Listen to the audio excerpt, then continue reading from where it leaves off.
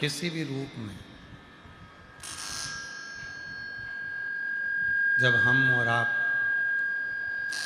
भगवान देवाधिदेव महादेव की अविरल भक्ति को धारण करते हैं, किसी भी रूप में, एक वृक्ष में अगर हम जल डाल रहे हैं तो भी वो शिव की भक्ति ही है। किसी प्यासे को अगर हम पानी पिला रहे हैं तो भी वो शिव की भक्ति ही है। किसी भूखे को हम भोजन करा रहे हैं तो वो शिव की भक्ति ही है। घर में अपने माता पिता की सेवा कर रहे हैं, वो शिव की भक्ति ही है।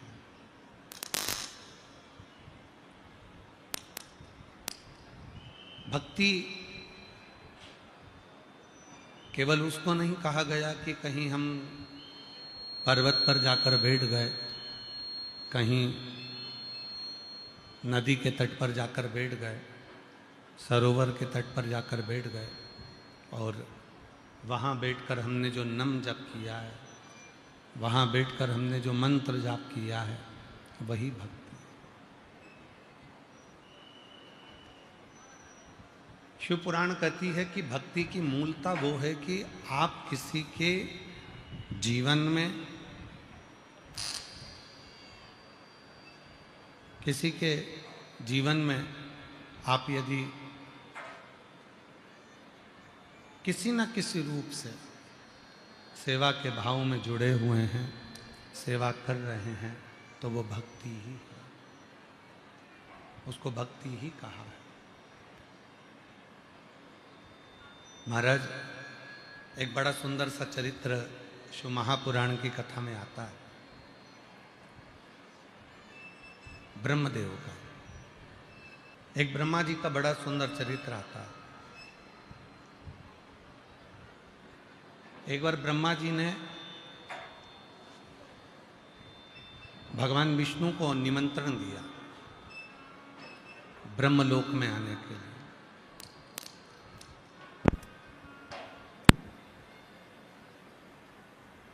और ब्रह्मा जी ने निमंत्रण दिया कि आप ब्रह्मलोक में पधारो। पर ब्रह्मा जी भगवान विष्णु के यहां तो निमंत्रण देकर आ गए। अरे भाई, आवाज बढ़ाओ ना उधर की, आवाज बढ़ाओ उधर की। ब्रह्मा जी भगवान विष्णु जी के यहां तो निमंत्रण देकर आ गए। इंद्रदेव के यहां भी उन्होंने सूचना पहुंचा दी कि आपको आना है। गरुण और वरुण के यहां भी सूचना कर दी कि आपको आना है। पर ब्रह्मा जी ने एक सूचना भगवान देवाधिदेव महादेव के यहां नहीं करी।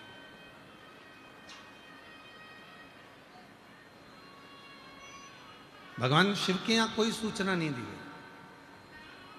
भगवान शंकर के यहां कोई सूचना नहीं दी। और ब्रह्मा जी ने भगवान विष्णु से निवेदन कर दिया, भगवान इंद्र से निवेदन कर दिया, भगवान गरुण वरुण से निवेदन कर दिया, सबको सूचना दे दी, सबको जाकर निवेदन कर दिया। और शिव के पास में कोई निवेदन नहीं, शंकर जी के पास कोई सूचना नहीं, शिव के पास में कोई सूचना नहीं।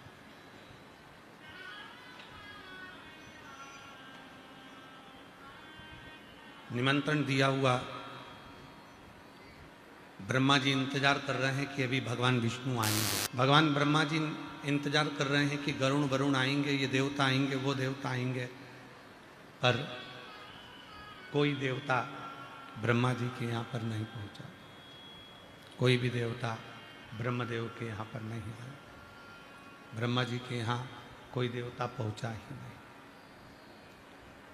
बहुत देर तक इंतजार किया। बहुत देर तक इंतजार करने के बाद भी जब ना भगवान विष्णु आए, ना गरुण आया, ना वरुण आया, ना इंद्र आया, कोई नहीं आया, कोई भी। तब ब्रह्म ऐसा क्या हुआ जो ना भगवान नारायण आ रहे हैं, ना इंद्र आ रहे हैं, ना करुण आ रहे हैं, का मेरे यहाँ आने को तैयार नहीं। शिव महापुराण की कथा कहती है, बड़े ध्यान से स्मरण करिएगा थोड़ा, है कि ब्रह्मा जी ने भगवान विष्णु को निमंत्रण दिया, ब्रह्मा जी ने इंद्र को निमंत्रण दिया, ब्रह्मा जी ने गरुण वरुण को निमंत्रण दिया, ब्रह्मा जी ने सारे देवताओं को निमंत्रण दिया, पर ब्रह्मा जी ने भगवान शंकर को निमंत्रण नहीं दिया, भगवान शिव को निमंत्रण नहीं दिया। पर शिव पुराण की कथा कहती है, भगवान का चरित्र कहता है कि अगर सबको निमंत्रण दिया और कोई नहीं आया, तो पूछा भगवान ब्रह्मा ने स्वयं देवऋषि नारद से कि तुम मेरे पुत्र हो, तुम मेरे बेटे हो, तुम मेरे पुत्र हो, कम से कम तुम तो बताओ कि भगवान विष्णु नहीं आते हैं,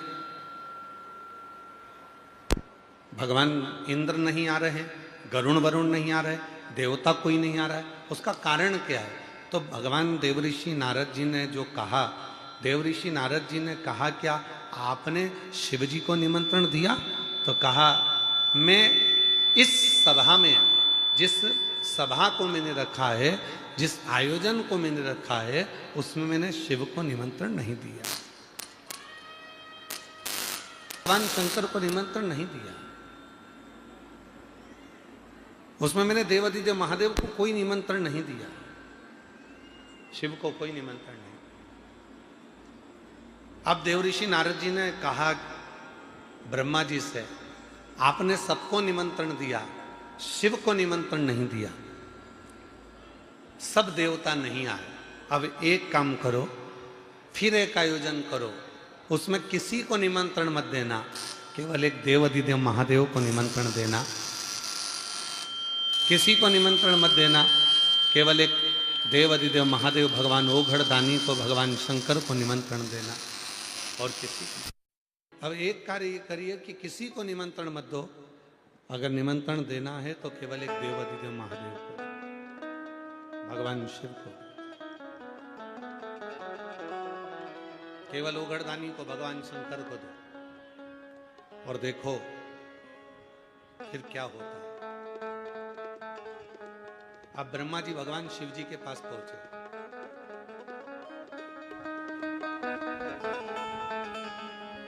मन में संकोच था ब्रह्मा जी के, ब्रह्मा जी के मन में संकोच का कारण केवल इतना सा था कि मैंने इतना बड़ा आयोजन करा और उसमें शिव जी को निमंत्रण नहीं दिया,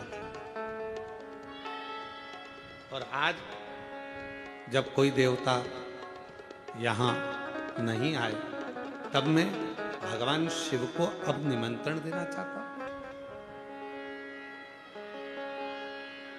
संकोच है ब्रह्मा जी के लिए, ब्रह्मा जी शिव जी तक तो पहुंचे ही नहीं,